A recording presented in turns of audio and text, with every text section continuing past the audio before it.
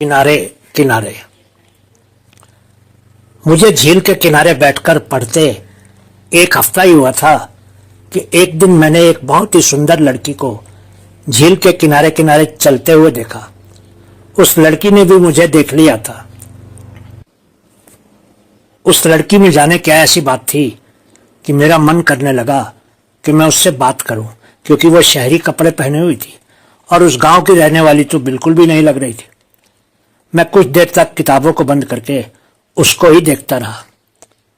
तभी वो अचानक मेरी तरफ ही आने लगी। मेरा दिल जोर जोर से धड़कने लगा और मुझे थोड़ा थोड़ा डर भी लगने लगा।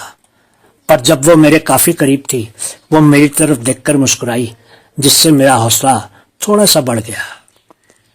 मैं ये जानने के लिए उत्सुक था कि क्या वह वही सुंदर भूत थी जिसके बारे में ग्रामीणों ने बात की थी।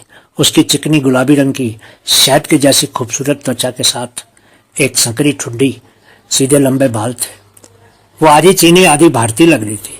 उस समय तक मैं पढ़ रहा था, लेकिन उसके आते ही मेरा ध्यान किताबों पर से हट गया और मैं एक टुक उसकी तरफ ही देखने लगा। मैं तो जैसे मुग्ध ही हो गया था। मैं तय नहीं कर सका कि वो किस जगह की थी, कौन से देश या भारत के किस प्रदेश की थी। इसलिए मैंने अनुमान लगाया कि वह हमारे देश के उत्तर पूर्व भाग से होगी। जब मैंने उसे अपनी भाषा बोलते हुए सुना तो मैं हैरान रह गया, लेकिन इतना यकीन हो गया कि वो भारत से ही थी। पहले दिन हम दोनों में सिर्फ परिचय और कुछ इधर उधर की बातें हुई और फिर कुछ देर के बाद वो वहां से चली गई। लेकिन उस दिन के बाद वो हर दिन ही झील के पास आने लगी और मेरे साथ पेड़ के नीचे बैठने लगी और मुझसे बातें भी करने लगी। हालांकि उसने कभी अपने या अपने परिवार के बारे में बात नहीं की, पर मुझे लगा कि उसे दुनिया का गहरा ज्ञान था और वो दुनिया की बहुत सी जगहों के बारे में बहुत सी बातें जानती थी जिनके बारे में मैं कुछ भी नहीं जानता था।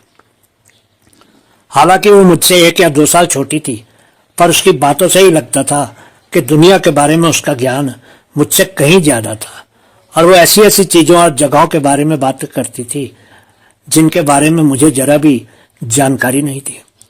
जब उसने मेरी किताबों को उठाकर देखा तो उसने तुरंत ही कहा कि उसने वो सब कुछ पढ़ा हुआ था और वो मेरी पढ़ाई में मेरी मदद कर सकती थी। ये सुनकर मुझे बहुत खुशी हुई। इसलिए नहीं कि वो मेरी पढ़ाई में मेरी मदद करने वाली थी, बल्कि इसलिए कि मुझे हर दिन ही उसका साथ मिलने वाला था।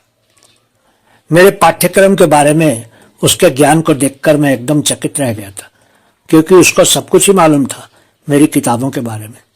वो कम बोलती थी, लेकिन जब भी बोलती थी ऐसा लगता था कि एक एक शब्द को चुन चुन कर बोल रही हो।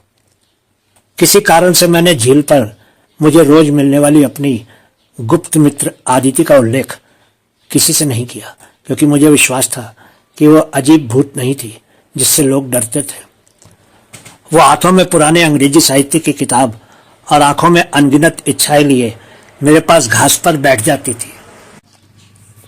जब वो अंग्रेजी साहित्य के बारे में मुझे बताती थी और बीच बीच में अंग्रेजी बोलती थी, तो उसके उच्चारण से साफ लगता था कि वो किसी गोरी की तरह ही अंग्रेजी बोलती थी, जिसको समझने में मुझे कभी कभी थोड़ी कठिनाई हो जाती थी। जब ऐसा होता था तो वो मुझे रुक रुक कर हिंदी में समझा देती थी, लेकिन उसमें मुंह से अंग्रेजी का असली उच्चारण सुनकर मुझे बहुत ही अच्छा लगता था और मैं टकटकी लगाए उसको देखता रहता था और उसकी बोली सुनता था।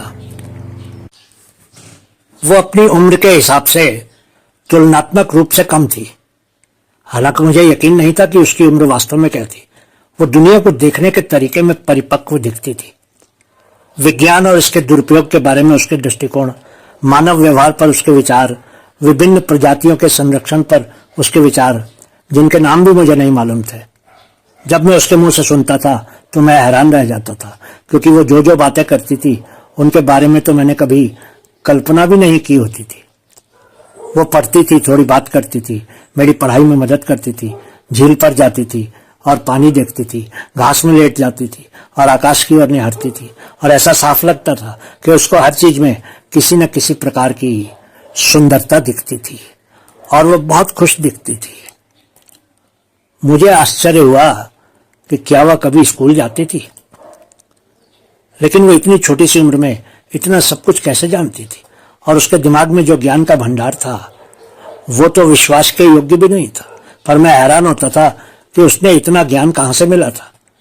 अदिति के प्रति मेरी जिज्ञासा धीरे धीरे आकर्षण में बदल गई। एक बार जब मैं उसकी ओर आकर्षित हो गया तो उसे कुछ ऐसा पूछकर चोट पहुंचाने या परेशान करने का मेरा कोई इरादा नहीं था जिसका वह जवाब नहीं देना चाहती थी। इसके आगे की कहानी तुरंत अगले वीडियो।